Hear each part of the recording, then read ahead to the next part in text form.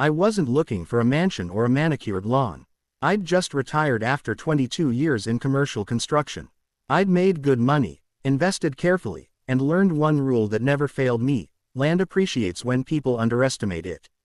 Pine Hollow was growing, slowly, quietly. The new housing development, Oak Ridge Estates, sat just south of my property. Perfectly paved streets, identical mailboxes, identical lawns, identical tempers. They had an HOA. I didn't, and that's where the trouble started. The first letter. The envelope arrived certified mail. Notice of violation. I laughed before I even opened it. Inside was a multi-page document from the Oak Ridge Estates Homeowners Association stating that my property was in violation of community standards. Apparently, my unmaintained vegetation was an eyesore. My gravel driveway did not meet aesthetic guidelines. My metal equipment shed was architecturally inconsistent. My fencing materials were non-approved. And due to ongoing non-compliance, they were issuing a fine of $150,000. I reread the number twice. $150,000. For land that wasn't even in their neighborhood. At the bottom was a signature. Marjorie Feldman, HOA president. I'd seen her once. Tall, stiff, always walking her perfectly groomed poodle like it was a trophy. I called the number listed. She answered on the second ring. Yes, this is Daniel Harper. I received your letter. Yes, Mr. Harper. We've been trying to resolve your violations for months. I don't live in your neighborhood. You are adjacent to it. Your property impacts property values. I almost admired the confidence. Ma'am, I said calmly, your HOA doesn't govern my land. There was a pause. Then she said something that made me smile. We'll see about that. Escalation. Over the next 2 weeks, they doubled down. More letters. Threats of liens. Threats of legal action. Even a bright orange violation notice zip-tied to my gate like I was some delinquent renter. One afternoon, I found 2 men in polo shirts and khakis standing near my shed, taking pictures.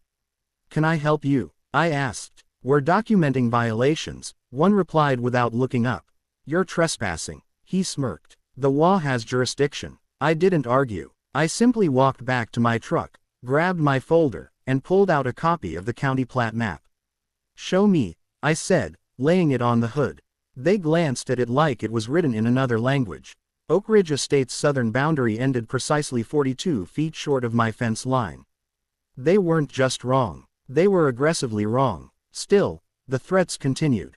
Then came the certified letter from a law firm. Demand for immediate payment of $150,000 or a lien would be placed against my property. That's when I stopped laughing. The meeting. They held monthly HOA meetings at the clubhouse. I decided to attend. The room went quiet when I walked in. Marjorie stood at the front, pearls and posture intact. Can we help you? She asked. Yes, I replied. You're trying to fine me $150,000 for land you don't control. A few murmurs rippled through the room. She smiled thinly. Your property falls within the expanded development zone as outlined in our master plan. Master plan approved by who? Our board. I nodded slowly. Then I set a thick envelope on the table. Before you go any further, I said, you may want to read this. She didn't. Instead, she gestured to the attorney seated beside her. He opened it, and his face changed. Color drained. Jaw tightened. He leaned toward her and whispered something.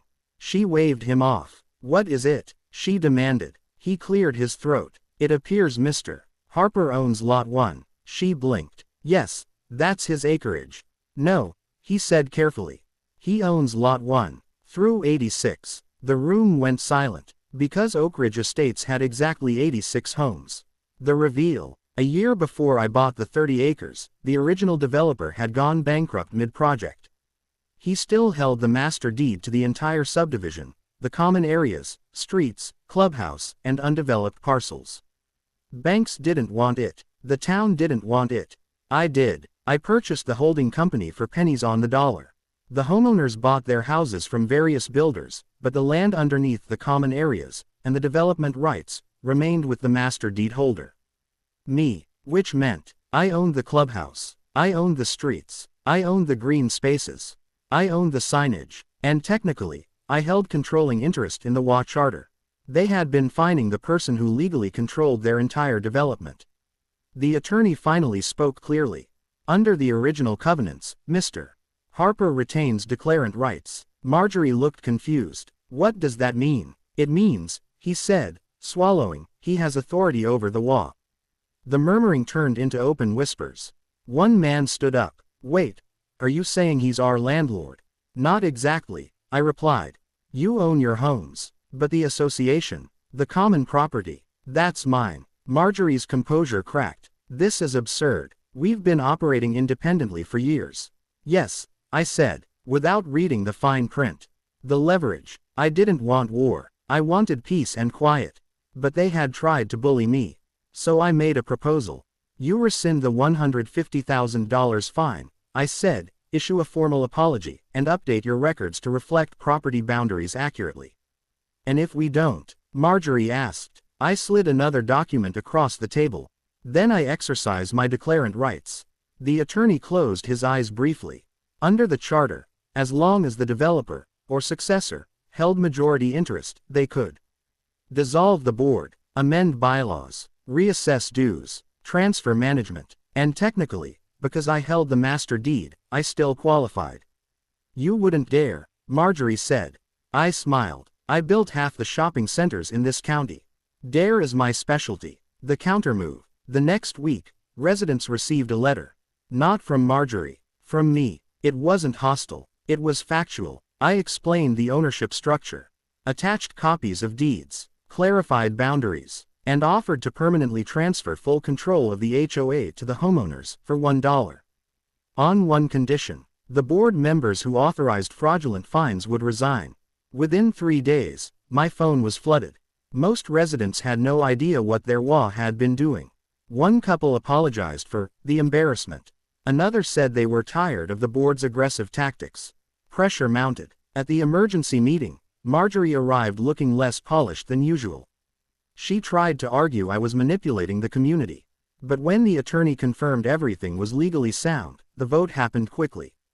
5 board members, 5 resignations, unanimous. The apology. A week later, a new interim board visited my property. No polo shirts, no cameras, just neighbors. They handed me a framed letter formally rescinding the $150,000 fine and acknowledging my land was never under HOA authority. And they asked if I would accept the dollar transfer agreement. I signed. Just like that, I handed over full ownership of the common areas and HOA control. Because I never wanted to own their neighborhood. I just didn't want them pretending to own mine. Marjorie's last move. I thought it was over. But Marjorie wasn't done. She filed a personal complaint with the county, claiming I had misrepresented development rights and interfered with HOA operations. It backfired. The county reviewed everything. In doing so, they discovered something the residents hadn't noticed. For years, the previous board had been collecting special assessment fees that exceeded what was authorized in the bylaws. Small amounts, $300 here, $500 there, but across 86 homes over several years. It added up. The investigation expanded. Eventually, residents filed a civil suit against the former board for financial mismanagement. I didn't participate, didn't need to, but I did receive one final certified letter months later. It wasn't a fine, it was a check. The community voted to refund me $1,000 in legal expenses, as a gesture of goodwill. I framed that too. The aftermath. Today, my 30 acres look the same.